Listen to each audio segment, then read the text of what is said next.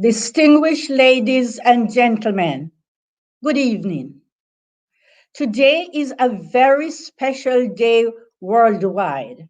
It is International Women's Day. Here in the UK, we deem it super special as the Jamaica High Commission, in honor of the role our women have played in combating the spread of the COVID-19 pandemic, has adopted as its theme Tackling COVID-19, Jamaican Women on the Front Line. I repeat, Tackling COVID-19, Jamaican Women on the Front Line.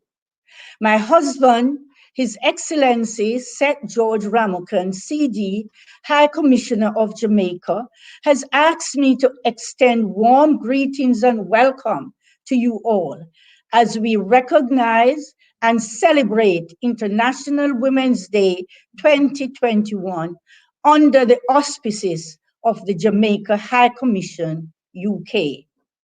This evening, we will hear personal stories from some of our very own Jamaican women who have been working on the front line during this global pandemic. They and many, many others exemplify the strength, dedication, and accomplishments of pioneering Jamaican females throughout history and into the present day. Here is the deal. A woman is like a tea bag. The hotter the water she is in, the stronger she gets. That is exactly what the COVID-19 pandemic is. Hot, hot water. But guess what? We women are getting stronger, and we must remain stronger for ourselves, stronger for our society, and stronger for the world. Bob Marley puts it this way: no woman, no cry. Ladies and gentlemen, Jamaica has a long tradition of supplying nurses to the world during times of crises. This tradition stretches back beyond our famous Mary Seacole, who played a very important role as a doctress, we would say, in Jamaica, Panama, and the Crimean War, during which she nursed many British soldiers back to health. We can also recall the contributions made by scores of other pioneering women of Jamaican descent in the UK. We honor and remember Una Maud Marson, who was a human rights activist and writer, producing many love poems, plays, and radio programs. We also recall Honorary Louise, Miss Lou Bennett Coverley. Mrs. Beth Jacobs, co-founder of the Jamaica Family Planning Association. Miss Amy Bailey OJ, who dedicated her life to improving the socio-economic status of women. And Miss Yvonne Connolly, Britain's first Black female head teacher. And more recently, Barbara Blake Hanna, history-making television broadcaster. Let us put our hands together in recognition of these pioneers of our community. On this International Women's Day, let us also remember the many thousands of our women of Jamaican heritage who are battling the COVID-19 at great sacrifice in so many ways. They are in the front line as mothers. Some are both mothers and fathers, factory workers, informal commercial importers, ICIs we call them. Those who from generations have helped to build the social and economic fabric of both Jamaica and the United Kingdom, while also excelling in their roles as the backbone of their families and community. This evening, we are very fortunate. We sit down with some of these women to listen and learn from their experiences. What an exciting evening this promises to be. You will be informed, entertained, inspired, and ignite to fight this pandemic and be victorious. Ladies and gentlemen, have a good afternoon.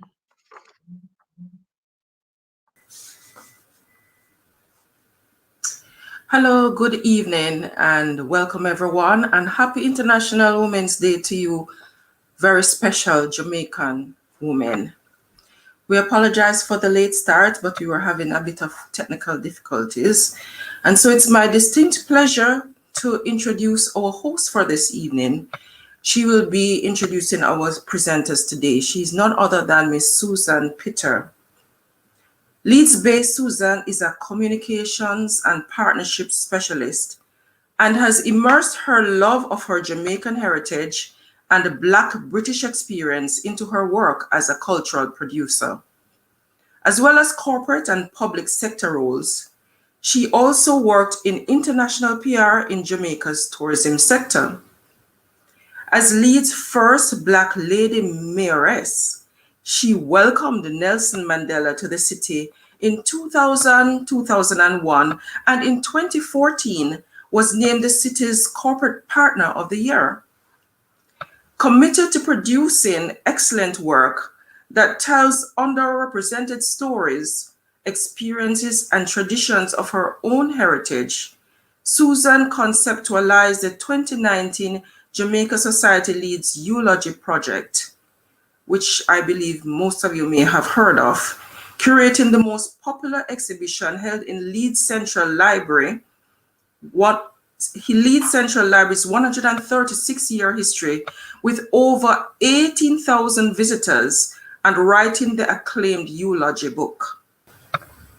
In 2020, she also curated the Society's Back to Life online gallery of colorized images of first-generation Jamaicans of Leeds, and was one of only 8 persons, and the first of Jamaican origin, whose images were projected onto iconic monument Stonehenge in recognition of their work to preserve heritage during the lockdown.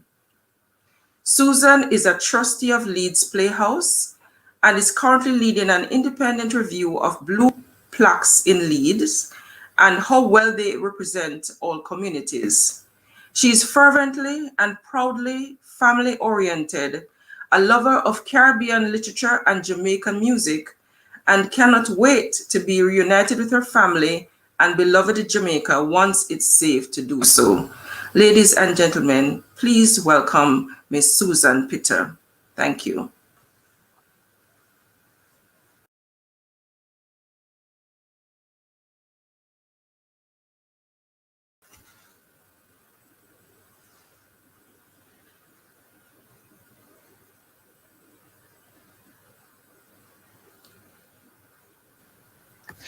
Yes, thank you so much for that welcome, Mrs. Blackwood. I always feel a little bit like a bit of an imposter when I hear such kind things said about me, particularly when it relates to things that I do that are important to me, that I feel are a part of me, so they don't feel like work, they feel like a passion. And particularly compared to some of the amazing women who are at the very forefront of the front line in the fight against the COVID pandemic and getting us back to some sense of normality. I always feel just a little bit inadequate compared to the vocation and the dedication that they have undertaken, and they show every day. And we'll hear a little bit more about that from our three guests. So I think it would be remiss of me just to say just a tiny little bit about why I said yes to this, apart from the fact that I am fervently proud of my Jamaican roots and the fact that this is the High Commission, and I think it's an absolute honour to be on this platform and share this platform with so many wonderful women here tonight, and also to share that platform, albeit that we can't see them, with our guests who are joining us in the virtual space tonight. And it would be a little bit remiss of me to say that I don't believe that I'm on the front line of that fight. But I do know that in some of the work that I have been supporting the Jamaica Society leads, and I say supporting because the society has been there since 1977 and doing the great work that it does, just like lots of Jamaican-led organizations and other Black-led organizations up and down the country. And I've been supporting them to stay alive and to thrive. Because the truth is that just as COVID and the pandemic affects us as communities and as individuals, and we are susceptible and more vulnerable in that respect as humans, and in terms of our health. It affects us as communities and organizations. If we are struggling as individuals, know that the organizations that represent us, that showcase our heritage, are also under pressure. There are many that are voluntary led, that are trying to fly the flag for Jamaica and other Caribbean islands as well, that represent our heritage, that are under threat because of the COVID pandemic. Funding streams, volunteerism, they have had to be put on hold. And so this really has, in that period, been an emergency response to support the organizations that fly the flag for our communities. And it's vital that when this too passes, and it will pass, that we get really behind those organizations. And I hope that we will all be able to do that and to come together soon. And in particular, help to address the loneliness and isolation that our elders have had to go through, and the loss that we've had to endure, and the losses which have meant that we can't say farewell in the way that we are used to saying farewell, that we can't stand beside our brothers and sisters and mothers and fathers to say farewell in the ways that we usually do, and we can't gather at gravesides and so on. And that's a huge hit to the mental health of our entire community. And so I hope that with the help of these wonderful women that we're about to speak to, who will help to get us through the pandemic, they will do that, they are doing that, that we will be able to come together and to do all we can to protect and to preserve those organizations that we love. And so I'd like to start off, well, just a quick thing. There are 3 wonderful women to speak to. I know that we started late, so hopefully we can both catch up on some time, as well as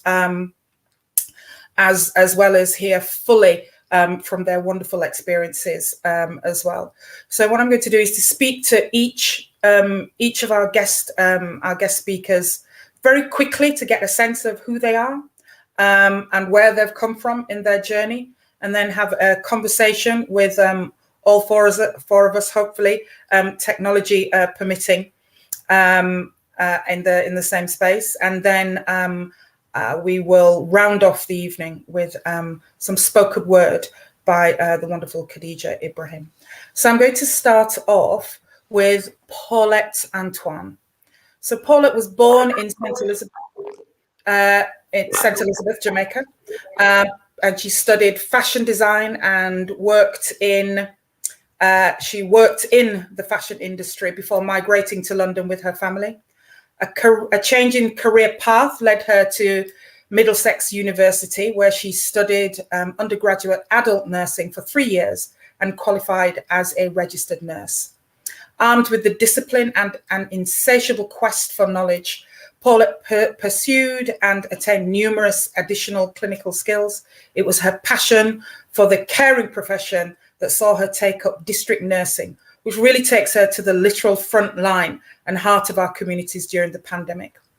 Paulette is also dedicated to giving back to her community and is an active member of the Nurses Association of Jamaica.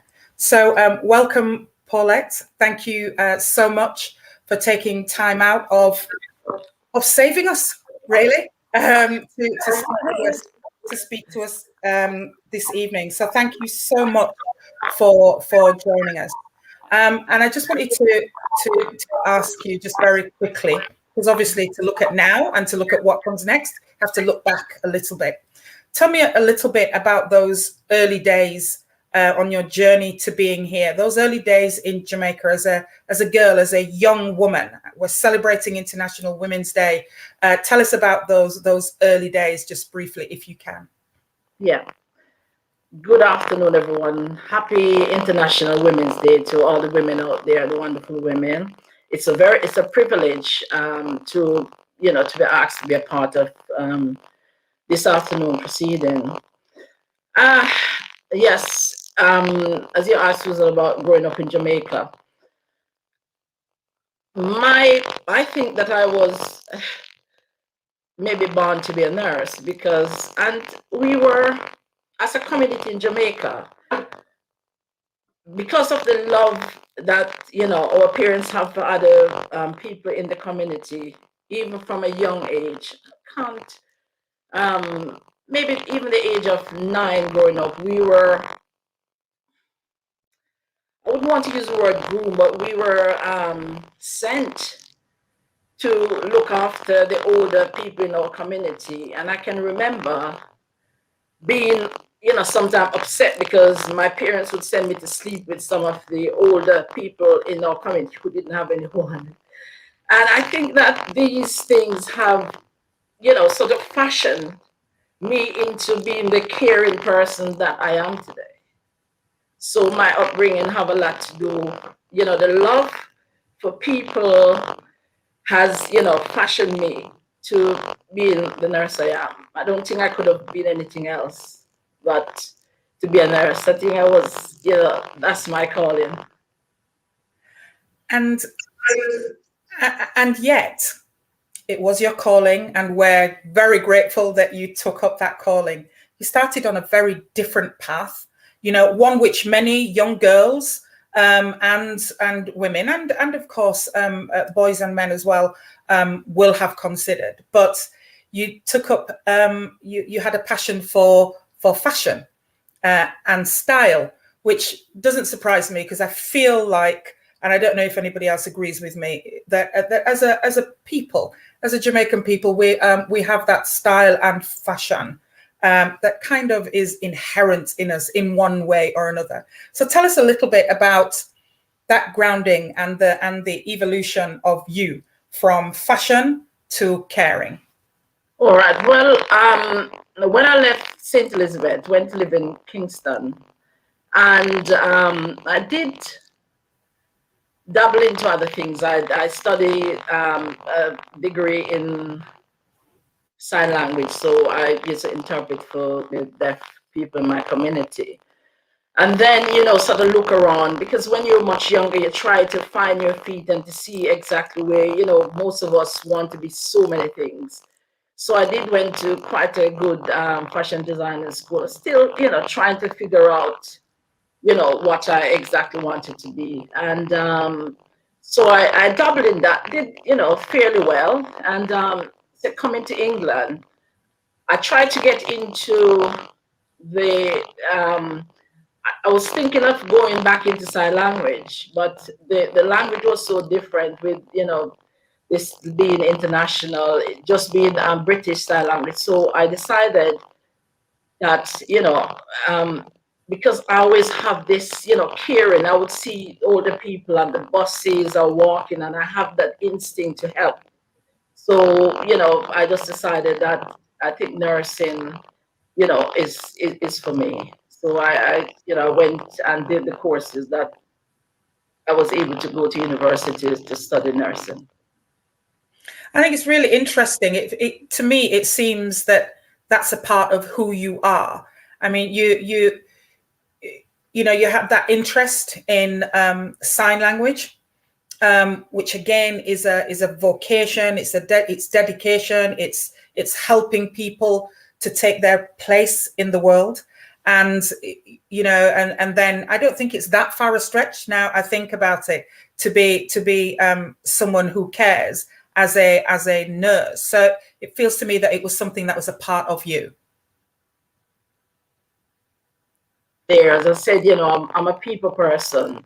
I love people and I love to help. And so it was a natural progress that, I sort of divert, and so to go somewhere else. I still dabble in my passion every now and then, but but that's something that I've never regretted, since I sort of made that move to go into nursing.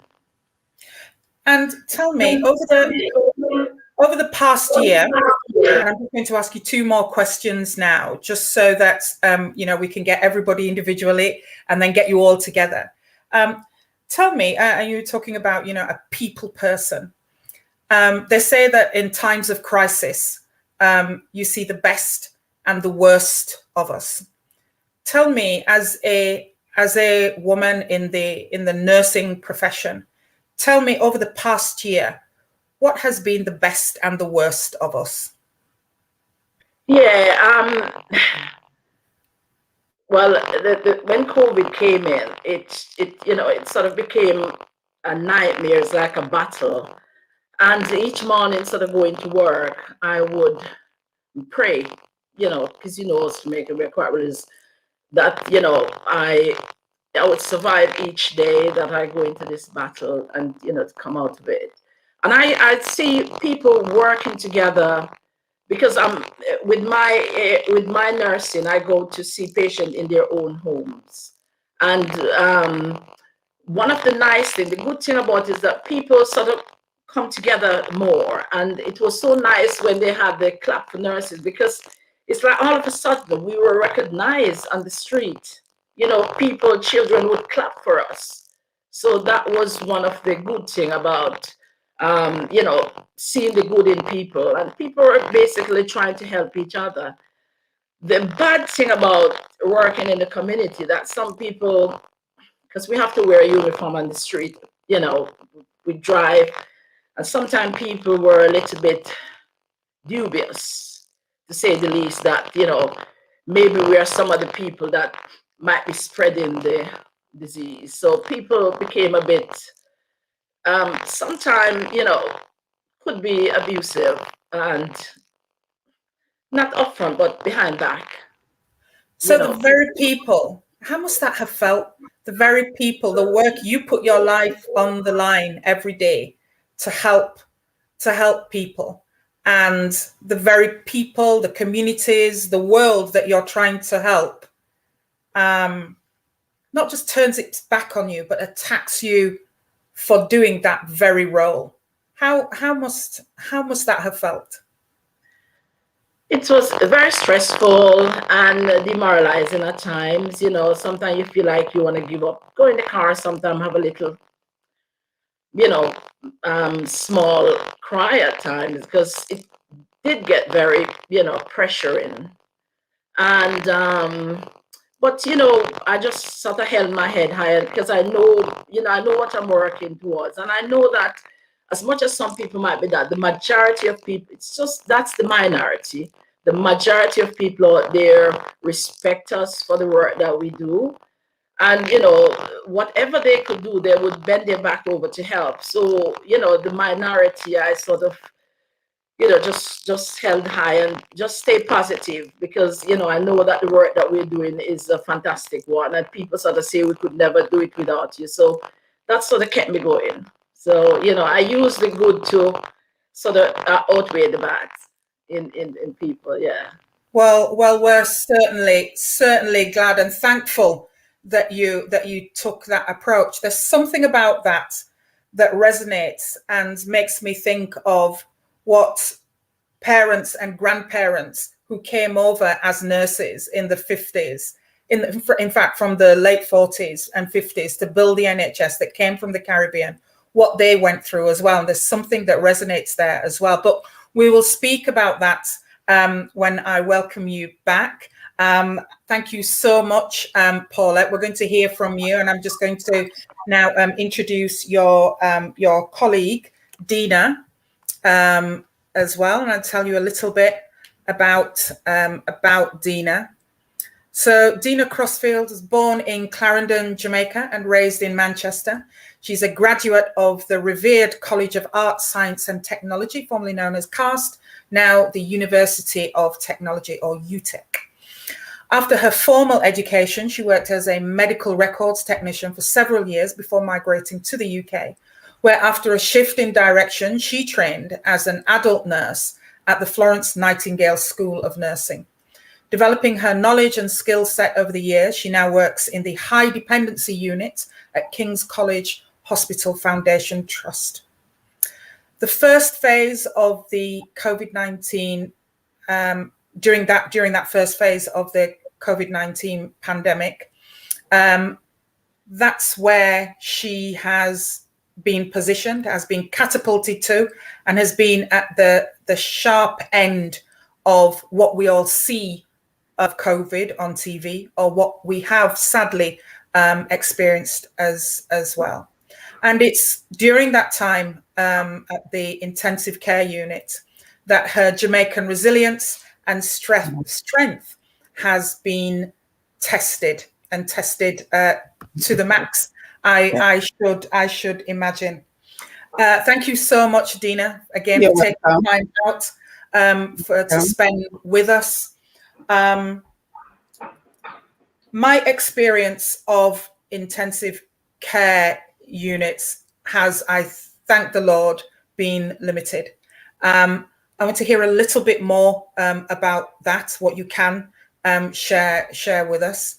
But first, I want to ask you about your early days. Tell me a little bit about, those early days in Jamaica. I grew up in Manchester, as you said before, and was very, very active in my church at the local level, the regional level, and the national level, being a part of the National Youth Council. I was involved in community work in Royal Flat, where we had a six-a-side football years in the 70s, not that old though. Also, we had persons in the area relocating by an Alcan, and because of relocation, there was dust nuisance. So I was a part of that committee that met with the members of the Alcan board. I also worked with my youth group. We had a lot of social projects, like working with the children of a Windsor Lodge Children's Home. So Windsor Lodge Children's Home is a Methodist children's home run by the Salvation Army in Jamaica, along with the Methodist Church. So we'd visit those persons from time to time, do gifts, play games. I was also fortunate to have an infirmary in my area. So we grew up as children, seeing our parents going to the infirmary. When we were adults, we just follow on. So you go into infirmary, you cook for the people, paint, do nails. During my study at UTEC, we had to do 30 hours of community work, which I did with a cancer, some cancer home somewhere in Augustown. And I think we had to do 30 hours. You couldn't do more than 3 hours a day. So you had to spend quite a bit of time there. I was privileged again to work with the persons there, combing hair, writing mails, because sometimes what the cancer does, they were not being able to write to their family. So you'll write letters for them, you'll read for them. I couldn't sing, so I would say a poem, probably. Probably one of the most famous poems I love was If by Rudyard Kipling. And I always try to say that one. Also in Memory Gem, that tells you that a smile is a beautiful thing. So if you meet somebody who do not have a smile, give them one of yours, because no one needs a smile as the one who has none to give. So I remember doing those things, working with those people. And I think I would say I had a fulfilled life in Jamaica, doing community work, serving people, and giving love and receiving love. I think that's it. Well, wow. Well, wow. I think what's really interesting about all of that, and, like Paulette, there's something in you that makes you want to care about others and see it as a vocation as well. But what just jumped out to me was you saying that it was a privilege to work in an environment where you were caring for somebody else. So I guess that leads me to ask, you know, you went into nursing and so on, but why nursing specifically? Because there are lots of professions and ways that we can care through our work. Why nursing? Because I did medical records in Jamaica, so wanted something around that area, something in the medical field, and medical records at that time here was not, to my knowledge, not as much recognized as nursing was. So one of my friends said, "Why don't you do nursing?" And I said, "I don't like the smell of blood. I can see, but I don't like the smell of blood." So he said, "You won't be seeing it, so just forget about that." And then when I went to Lambeth College, I met a Nigerian lecturer, and she said, "You look like you'd be a good nurse." Because that one, and I just said, "Okay, you're the second person that said I should try," so I tried.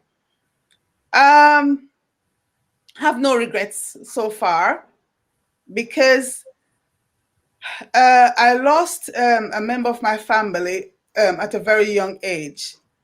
And I said to myself, from a heart attack, I said, if I'm going to do nursing, I think I would do cardiac.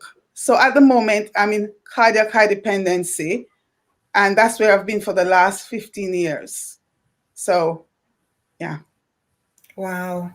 You know, we thank everyone that that gives of themselves so selflessly, and we know it's, you know, it's a job, and we all, you know, those of us that are fortunate to be in employment, you know, we get up, we go to work, or we work from home, as you know, some of us have to do now. But there's something to be said and to be applauded by women and men who take on the tasks of saving lives and just see it as, you know, I tried and I did it and this is what I do. But there's something, maybe there's a different chip in this inside of you, inside of people like yourselves that really are set and destined to do work like that. And I find it phenomenal. And I think the work that nurses and people in the NHS and teaching and other frontline work, as I said to Paulette, has brought out the best and the worst of us. What's your take on that? COVID changed everybody. It changed everybody. And just to be a bit personal here, when you're in Jamaica, you're told, if you work in Jamaica, you can work anywhere. So you come to England and you're working and you have that goal, I can work anywhere.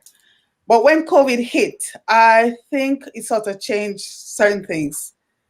And you had to dig deep down inside to come up with the, come on, you're a Jamaican, you need to go on top of this. It brings out the best in a lot of persons, that people were supporting each other. People were crying together. People who didn't know people would just, you know, not only the persons who clap, but you come off the bus and or you go in the supermarket and you show your ID and they'll say, thank you, well done. So you had people there telling you that they appreciated what you do. The worst, what affected me in terms of the worst was coming from work and seeing persons sitting in a barber shop or in a hairdressing and they no mask, nothing. And then a part of me crying like, you don't know what you're doing. You know, so it's people not following the rule, not trying to social distance, not trying to take what the government say we should. You know, just think you're stupid, or somebody saying to you, oh, what are you doing in mask? You don't need mask. You don't need mask. And trying to give you their beliefs and their views and thinking that they are correct and we are wrong, and not listening to the science. That was it. That says not listening to the science. What? Also, social media. Now, it had so much negative impact there. It was so, you know, there's so much negative things, and people are prone to go towards negativity, especially young people. They do not see positive in a lot of things. Give them the negative, and not everybody, I'm not generalizing, but you find is that was one of the things is that young people would say this and try to find something to back up what they're saying, even when the truth is staring them like this in the face. So I think it brought the best out of a lot of persons. Persons became family who were not family. Persons became friends who were not friends. Long-lasting relationship have been bought, and persons know that there's somebody you can depend on. That there's so much that I think resonates with everybody on this platform tonight, particularly that thing about social media. I think, and I we'll probably touch on it in a little while with all of you together. I know that one of the things I found that social media as a tool was really helpful for combating loneliness and isolation, and particularly I was particularly proud of our elders who embraced WhatsApp, for example, to keep in touch with family and friends. But with that came information as well as misinformation through WhatsApp. And I know that particularly a lot of our elders were, some found it informing, but sometimes found it really frightening. And I think that's something that we've had to come to terms with over the past year. So, it'd be something to look at when all three of you are on this screen with us, and we have a good chat with each other. Well, thank you so much for now. You're welcome. You're welcome. For now, Deana, and you'll join us again in a couple of minutes. Okay. Thank you so much. So next, I'm going to introduce to you Audrey Humes. Audrey was born in St. Catherine, Jamaica, and she migrated to the UK in 1997. This mother of two has been a frontline hero, working with students with special educational needs as a teaching assistant and admin and receptionist in secondary and primary education. Like many women skilled at multitasking, because we just have to be, the mother of two is also remarkably studying for a BA Honours in Criminology and Psychology at Arden University.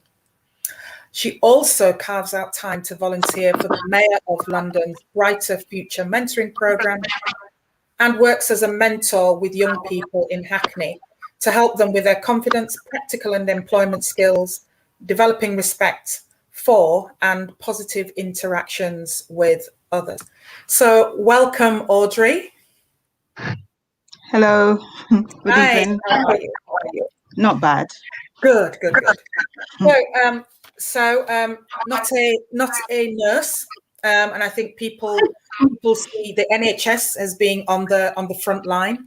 But if I personally was asked who have been those frontline heroes, amongst them, as well as NHS workers, would also have been the teachers and the teaching profession who have been doing what they can to keep our children and youngsters in education. And I know it goes wider than that, but before we get to that, tell me, Audrey, a little bit about those formative years in Jamaica before you came here, when you were growing up and came here in 1997. Tell us a little bit about that. Okay, I was born in Catherine, and I used to work for the Ministry of National Security and Justice in Jamaica. So I always in the front line of things, not because not as a police officer, but working alongside them in that industry. And growing up in St. Catherine, I always look up to my mom, because she's always, as a woman, she's always a hardworking person. And as a woman in Jamaica, a lone parent, you always have to looking up to her to see how hard she works. You tend to do the best that you can and get the education that you can, and try to support her in every way that you can. So you don't want to be someone that let her down in a way. So you always try to be the type of woman she is, and that's what I intend So to she do. was your inspiration. Yes, she's your inspiration. Absolutely. So tell me how you got on that journey to be a teacher. Oh, and why teaching? Okay, it's just a change. So when I came to England, I go to college, and then I worked for the biggest supermarket industry, which was Tesco. So within Tesco, the role that I was a borough committee champion, and I work with the hospital, the police, the schools, old people home, all different industry. And because of working with the mayor of London at the time, which was Boris Johnson, the now Prime Minister, taught me something that the youth of today's society needs help. And I use my kids as an example, and I want them to see that growing up in a society like what we are today, they can do better. So I try to support and to set an example and try to do the best that I can. So leaving Tesco give me a wide, different avenue of where I want to go. So teaching assistance is not really what I want to do at the moment, but I'm in that field. And then after that, I'll be doing like counseling or to help people, to mentor the youths of today's society. Absolutely essential. And just before I bring your colleagues in on the conversation so we can have a nice chat, just you know, because I've asked everybody else, just really quickly, tell me one good thing and one bad thing that has come out of in your profession over the past year. So when COVID started back in February, it was scary then than now. And the reason for that is because you weren't wearing any masks or anything. So it was a bit scary because we didn't know where it was going. We thought it was just something that is going to go and leave us in like a couple of weeks or so forth. And when I was doing invigilating in a secondary school, people were coughing and sneezing, and you still have to be there. But when I look at it, and I said to myself that my sister and my mom, they're more in the front line because they work in care home as managers and nurse. So for them to take public transport, and sisters and brother have to take public transport day in, day out in the front line and help and support. It was a matter for them. I was scared more for them than for myself, even though I was in the front line helping kids. But they were more of danger, especially my mom. And to see what she had done inspired me, but it was really scary. And it's still scary for her, for me, for her. That's it. Yeah. So COVID, it for me, it hit me a lot. But yeah. On that, and you know, I don't know how you've coped on the front line. So it'd be really interesting to ask all three of you. So if we can have Deana and Paulette back in on the conversation now, it'd be really helpful just to explore hearing some of those experiences that you've gone through as women, as Jamaican women on the front line.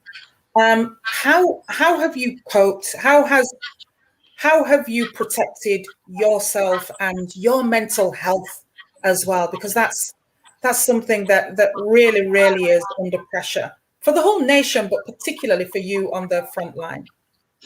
Should we start with Paulette? Yes. Well, I think that it's very good to have a hobby, and I think that that has helped me quite a lot. I'm a very keen gardener, and I do buy a lot of garden, and so that has taken me when I'm stressed out at work, and when I finish, I have my own little sanctuary where I go, my little Garden of Eden, and I would watch my plants grow and everything like that. And my grandchildren as well, they dote on me, and I just love them so much. And those type of things help me to, to keep my sanity. Because unfortunately, as I said, I just get this in. Unfortunately, as much as I tried and I've been so careful, I picked up COVID myself and was very, very ill for a long time. Still sort of getting over it. So that was very, very difficult. But at least I understand now what they're going through when someone told me that when I know that they are sick with COVID, I have a good idea of what's going on. So my family and my love of gardening have kept me sort of sane throughout the whole proceeding. Yeah. Right. Yeah. And what about you, Deana? Just quickly, can you tell us how you've protected your own mental health? I think my faith was the biggest impact. I had to dig deep, very, very deep. Times you question why, but then you learn to depend on God. I had so many friends who, in the midst of feeling as if this is enough, you get a text saying, "Hi, how you doing?" Or just "I love you," or sending you virtual hugs. So my faith, my friends, music, and I live in Southwark, and I've never been to Burgess Park as much. So I'd go to Burgess Park on my days off, have a run, look at the birds, and just try to make myself active, trying to keep active. One thing I did, I stopped watching news for a certain time. The TV in my bedroom is a no-no because that would be the first thing in the morning. So I've stopped watching news in my bedroom. Don't turn the TV on. And I still try as much as possible, to tell myself I'm a Jamaican and I must overcome. Had a little cry here, a little cry there, take some time off from work. And to be honest, I have a little bit of counseling here as well because it has been rough. But I think I am coping, and I think my mental health will be better the day I can set my foot in Jamaica. Oh, 150%. But Audrey, just before we come to you, Audrey, Paulette, you were going to chime in there. Yes. Can I say? Can I just add, Susan, that my association, the Nurses Association of Jamaica, UK, these stalwart women, they were very supportive. I could not have gotten through this without them. So I have to say a big up to all the members of the Nurses Association of Jamaica. They were, and all my other friends, I've got some really lovely friends who, when I get home tired, they wanted to cook me dinner, and people just call you up and encourage. So wonderful. They were really tower strength, in helping me to keep my mental health, intact.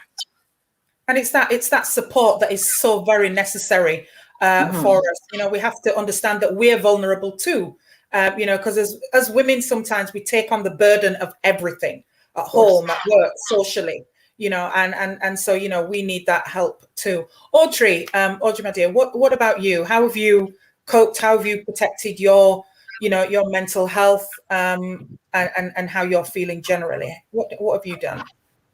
Stop watching TV, listening to news, because when you start listening to the news, you get depressed. Because one of the one of the news that I was listening to is, I listen to both news, like the Jamaican news and international news.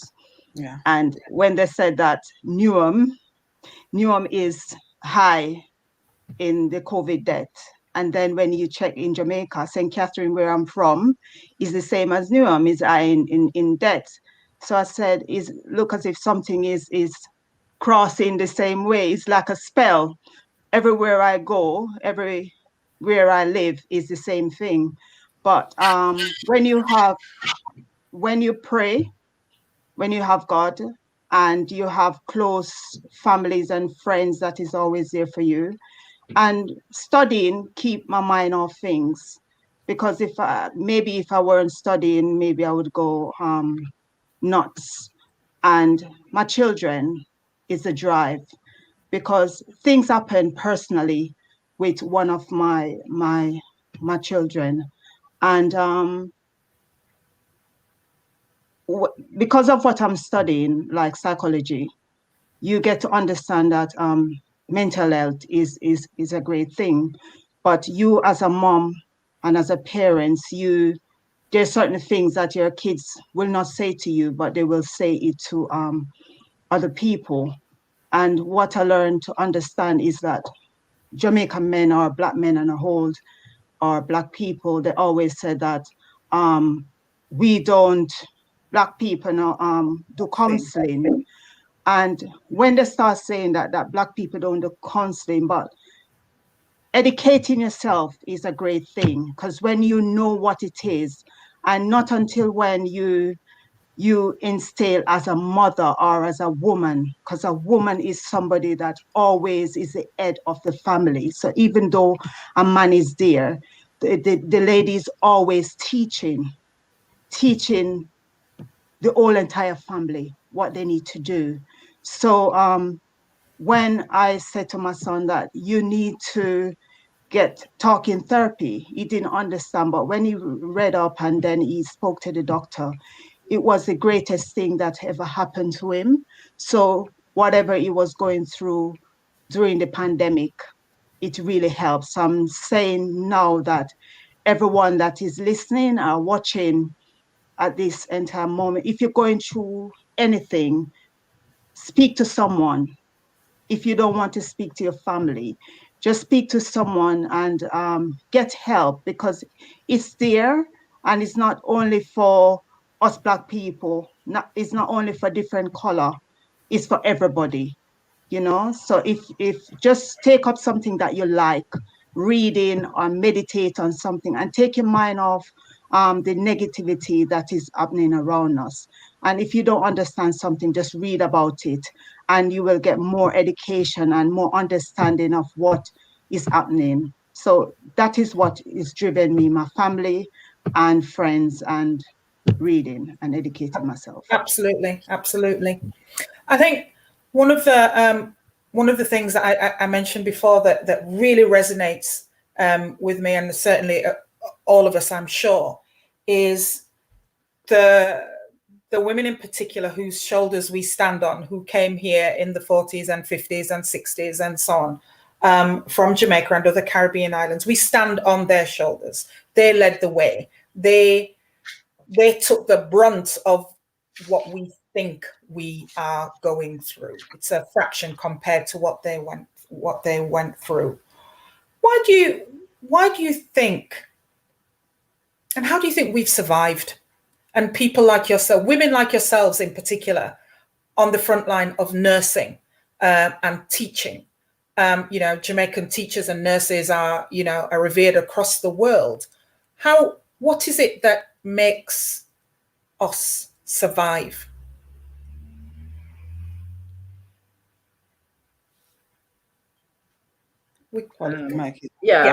Yes, as a people, we have come through so much. We could go back in history, and we've got that resilient, that we are survivors. We have survived so many things, in our lives, and as a growing up sometimes was quite tough. So you learn from those tough times, to fall back on when things get tough now, where people, as we know, come in back from slavery days. And so we were fighters. We're always been fighters, and we still continue to be fighters. So it's like when the going get tough, the tough get going. And we, we're strong women, we're strong Black women, and we know what we want, we know a goal, and we just we're survivors, and we do draw on our strength from others around us, and we think about all the the brilliant Black women who have gone through so much more than we have, in terms of, we talk about Mary C. Cole and some of the people who came here and they withstand racism and everything else that life would throw at them, they withstand that. So, we draw on those things, and they sort of help me to stay in there and get on with it. Yeah. Sure. What impact do you think, in particular, what impact has the pandemic had on women in our communities? Whether they're on the front line or not. What impact do you think it has had? Deana, can we start with you? Yeah. I think women have learned to stand on the shoulders of others, to give the support where they can and to get the support where they can. During this pandemic, I remember somebody sending me the poem by Maya Angelou, "Just like dust, I'll rise." So it doesn't matter what we go through, we think that we will rise. And women have been very, very supportive of each other. Paulette mentioned the NAJ earlier. And I remember I had a shift on a Sunday and I was really down. The tears was coming down as I was coming off the bus. And when I got in, there was a bouquet waiting me. And I was like, wow. And that was from members of a family from the NAJ. Women have learned to speak to each other, not to just hold it in. I think the gift of communication came up quite a lot for women in this time. And you have persons, I would say, I remember at work, somebody who is my senior in terms of one of the managers was asking for me. And I was like, why is she asking for me? And she wanted to cry. And I felt like, oh my gosh, So having good conversation, relying on each other, supporting each other as much as we can.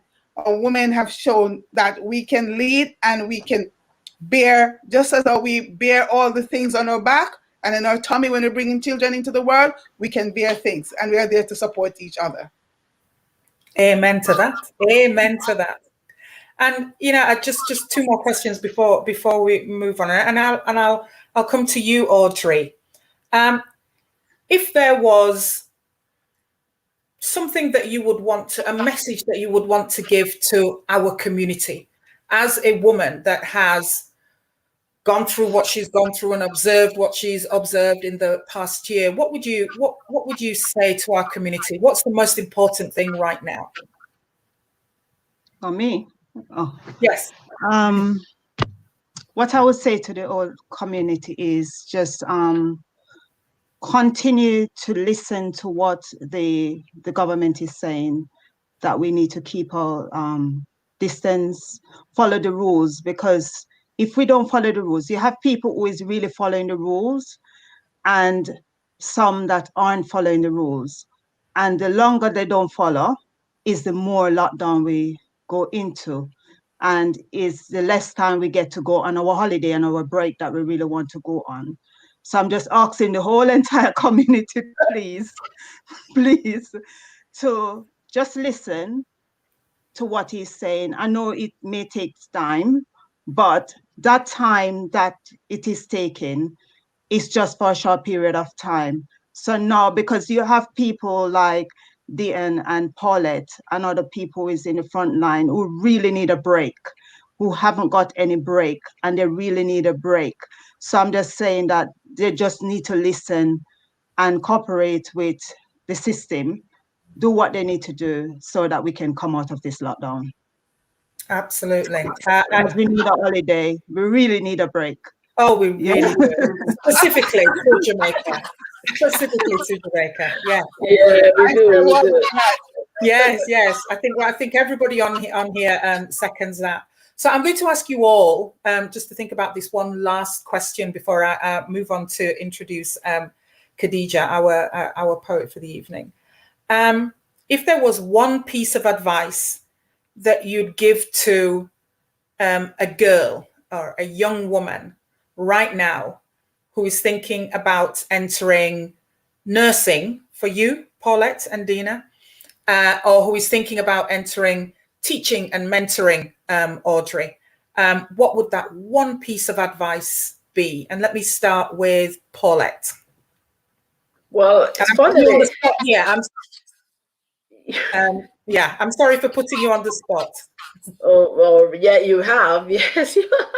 Yeah, I'm funny that I was talking to my granddaughter, who is only 12 and a half. We were talking, I was saying to her just this week, what you thinking you're going to do, what career choices. I know it's still early, but, and I was sort of pointing her, because I think nursing is such a worthwhile career to go into.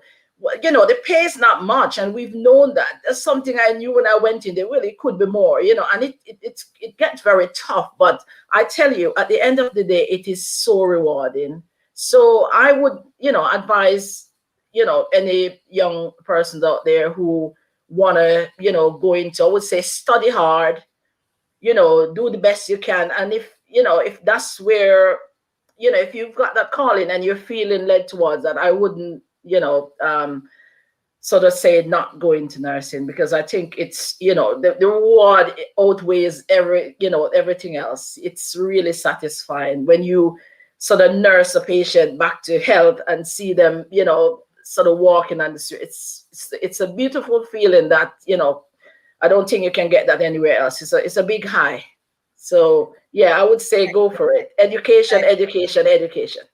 Well, loud and clear, receive loud and clear. And Audrey, what about, what would you say to that young girl who wants to be a teacher? What would you say to her? Just follow your dreams. Be true to yourself. Because if you're not true to yourself, you can't follow your dreams.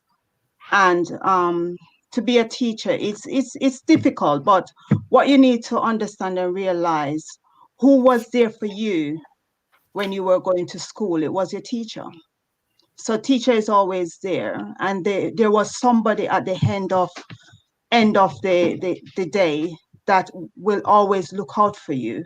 So even though sometimes you think that there's no one there for you, there's someone there for you. So there's that one person, that one teacher that is there. So when it comes to graduation and you get what you need, that end goal, that reward is what, that feeling that you get is enough. Because when you have kids coming back and to say, thank you, miss, or thank you very much for your kind words and the encouragement that you instill inside of me, that feeling is good at the end of the day.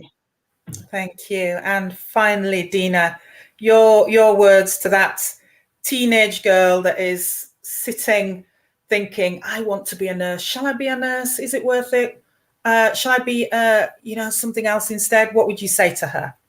I would say, open your eyes and see what COVID had done. Nurses were the persons who were always getting all the claps. A lot of places were closed, people don't have work, but nurses still stand. And all you have to do is go for it and treat somebody or treat your patients the way you would like to be treated. And you will be fulfilled in all aspects of your life because you think you'll be contributing to the society. There is nothing more you could ask for in life, is there, to be fulfilled in all aspects of your lives? Listen, Audrey Hughes. Just before you close, a member of the NAJ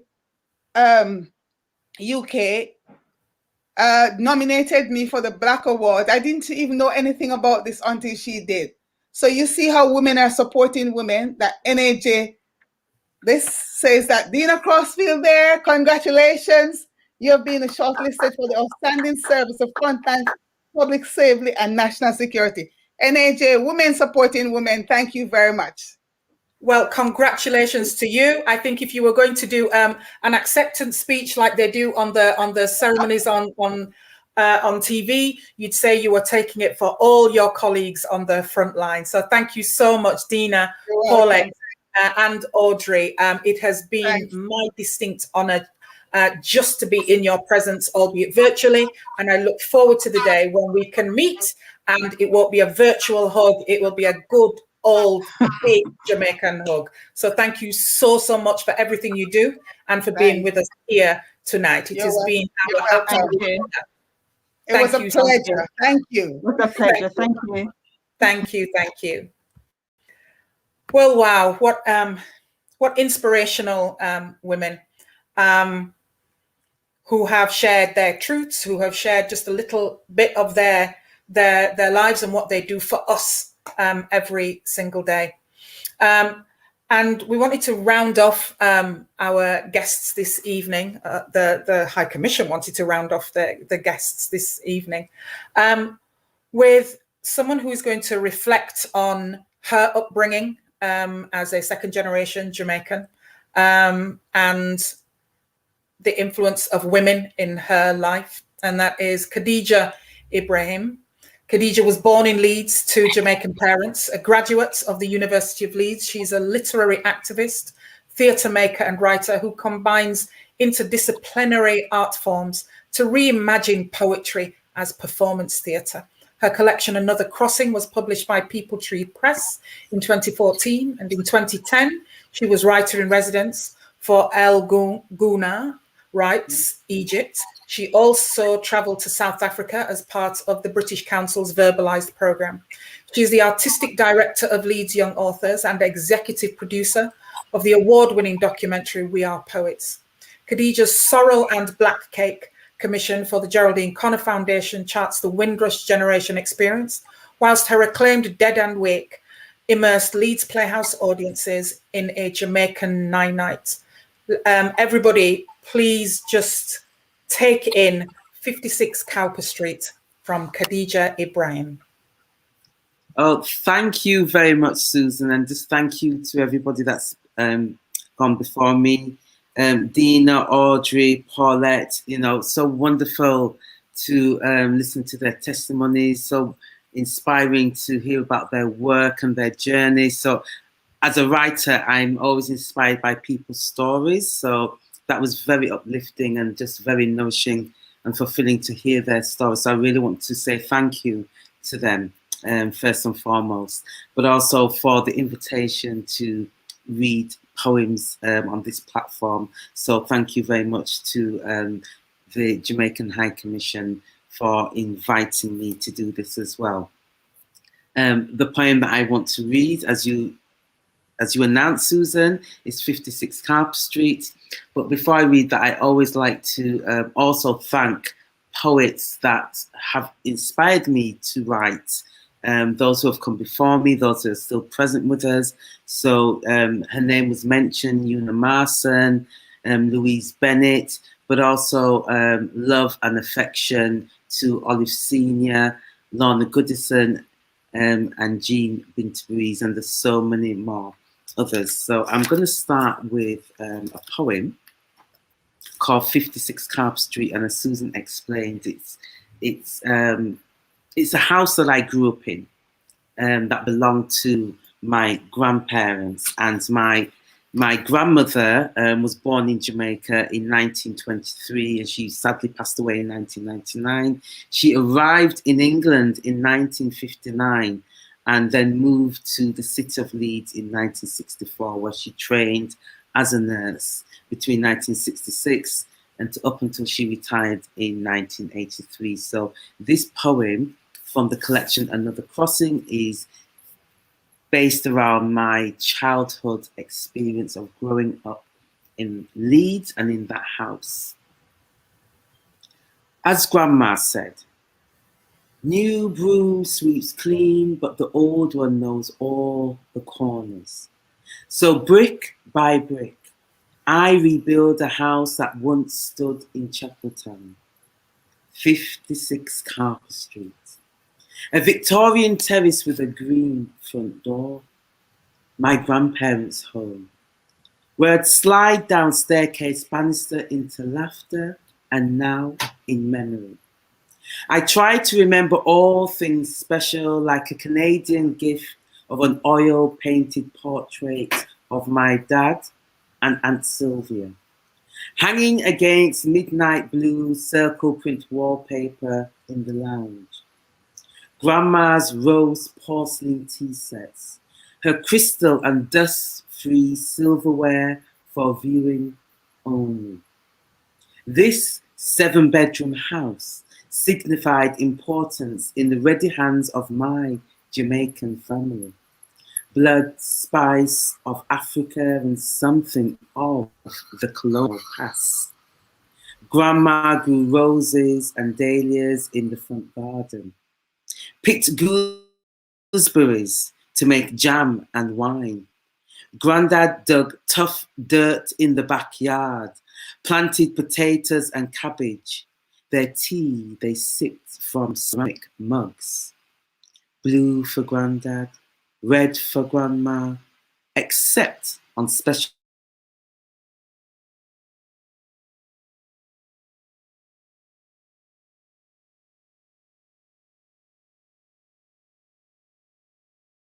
occasions.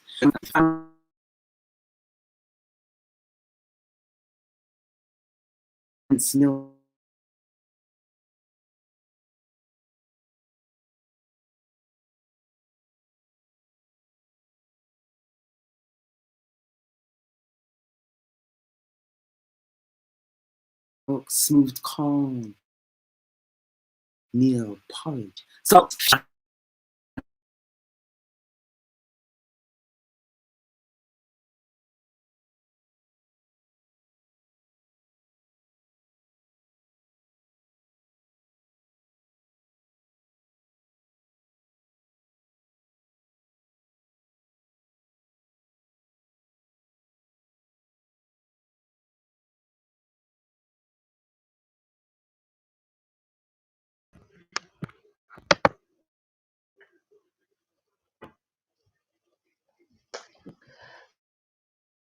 Good evening, everyone, and apologies there. We have been experiencing some technical difficulties with this evening, and unfortunately, Khadija has been frozen. But I would like to take the opportunity on behalf of High Commissioner, His Excellency Sir George Ramakan, and my colleagues at the Jamaican High Commission to thank you all for joining us this evening for this special International Women's Day event, and to thank all of the participants.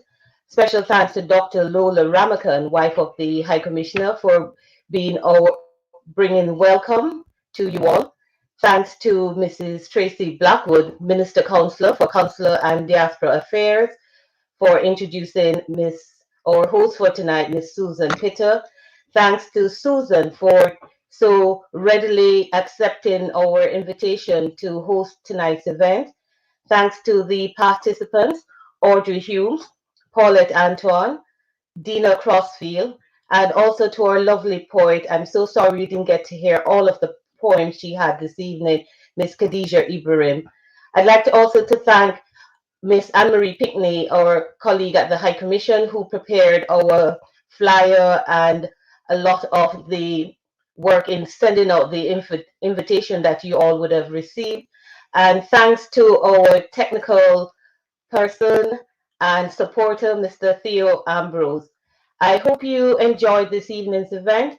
I hope it brought some new information and to see the insights of some of the women who have worked so hard throughout the year, and particularly during this very difficult pandemic. And thank you all for tuning in for this special event. Our apologies for our late start. We're all getting used to being in this space, but sometimes the technology gets the better of us. I hope you enjoyed it. Thank you so much for being a part of it. And we look forward to welcome you back at the High Commission for another event. Take care and have a good night. Pleasant evening, everyone.